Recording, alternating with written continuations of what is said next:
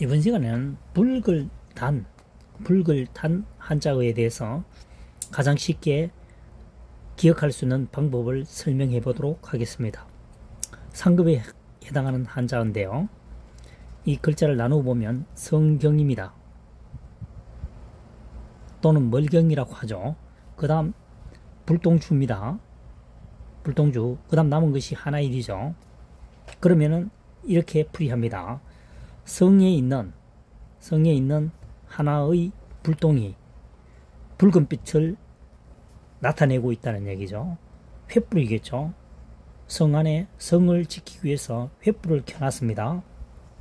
성 안에 하나의 불똥은 횃불이다.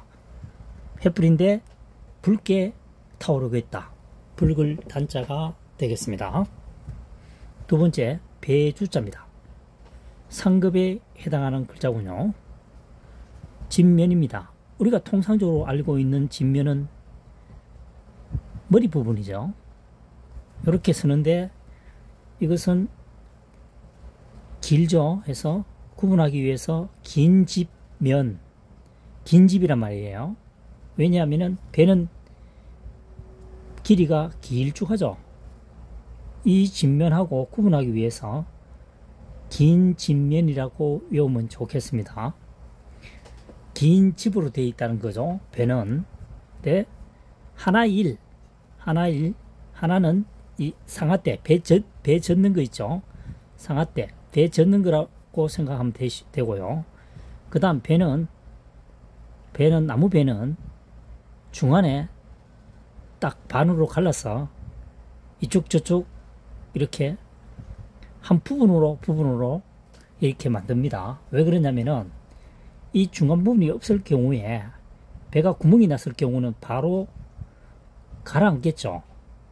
그렇기 때문에 최소한 두 군데 이상은 분리를 시켜놔야 혹시 구멍이 나더라도 배가 가라앉지 않겠죠. 그래서 긴 집으로 되어 있으며 상하대, 그 작은 배를 말합니다. 긴 집으로 되어 있으며 상하대가 있죠. 상하대가 하나 있고 그 다음 조금 얘기한 대로 그 점을 구성하고 있는 것은 뭡니까? 두 군데라는 얘기입니다. 최소 두 군데 이상이라는 얘기입니다. 그래서 최초의 배를 설명하고 있는 겁니다. 그 다음 편안할 안자입니다. 편안할 안, 진면이죠. 조금 전에 얘기했던 긴 진면, 머리 부분. 여자여, 집에 여자가 있으면 편안하다 이런 얘기죠. 주로 어머니를 얘기하겠죠.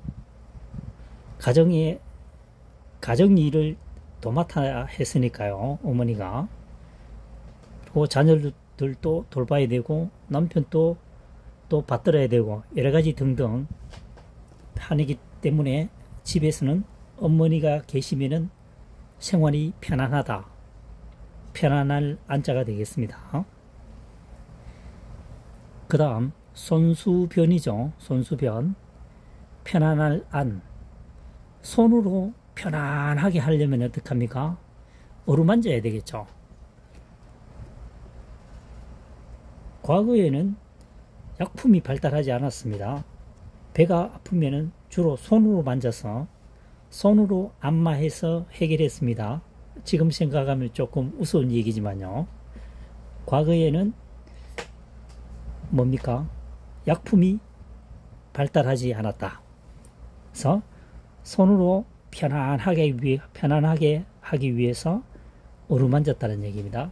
어루만질 안이 되겠습니다. 안마하다. 그 다음 안장안자입니다. 가죽혁이죠. 가죽혁. 편안한 안자입니다. 편안하게 하기 위해서 가죽으로 만들어 놓은 거라는 거죠. 그것이 안장이라는 얘기입니다. 안장이라고 하는 것은 통상적으로 많이 사용하는 게 말 등 위에 사람이 앉기 위해서 만들어 놓은 거죠. 가죽으로 만듭니다. 일반적인 천이나 천으로 만들게 되면은 말이 뛰고 사람이 위에 타고 있으면 이 천이 당연히 찢어지겠죠. 그래서 특별하게 안장은 가죽으로 만듭니다. 가죽으로 편안하게 하기 위해서 만들어 놓은 것은 안장이다 이 말입니다. 안장, 안자가 되겠습니다.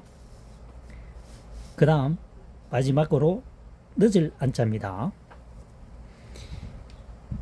해가 날일이죠. 하루 중에서, 하루 해도 되겠습니다. 날일.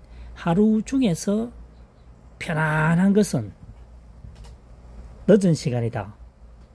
그렇죠. 해가 떠 있을 경우는 항상 바빴습니다. 왜냐하면은 거의 농사일을 많이 했기 때문에 농사일은 전부 다 수작업을 했겠죠. 그리고 식량이 부족했기 때문에 하루 종일 일을 했습니다. 하루 종일. 먼 얘기도 아닙니다. 50년 전만 하더라도 40년 전만 하더라도 시골 사람들은 하루 종일 일을 합니다. 믿거나 말거나 새벽 3시, 4시 되면 논에 일하러 갑니다. 그래서 날일, 하루 중에서 편안한 시간은 늦은 시간이다. 늦을 안자입니다. 늦을 안입니다. 지금까지 설명한 하나, 둘, 셋, 넷, 다섯, 6개죠. 6개의 한자는 2023년 현재 시점에서 한자어를 풀이 학습하는 설명법입니다. 2023년 현재 시점이라고 하는 것은 주어진 한자어를 가지고 여기에 쓰여져 있는 글자를 가지고 최대한으로 설명한다는 거죠. 추상적으로 이 글자를 풀이하기 위해서 만들어낸 글자는 없습니다. 거의 여기에 쓰여진 한자어에서 파자, 분리해서 설명을 한다는 거죠. 한자어 8천자 중에서 99%는 지금 한자사랑이 설명한 이 해법대로 적용이 가능합니다. 1% 미만 정도는 이게 한자를 최근에 만든 것이 아니고 수천 년 전에 만들었죠. 그래서 한자사람과 협의 없이 만드는 글자이기 때문에 이 정통으로 안 되는 경우도 간혹 있습니다. 그때는 뭐 각골 문자를 동원한다든가 설문 해자를 덜먹거려 본다든가 뭐 그런 경우도 있을 수 있습니다. 사실은요. 1%가 되지 않는다는 거죠. 중요한 것은 99% 이상은 현재 설명하고 있는 방식대로 풀이 설명이 된다는 얘기입니다.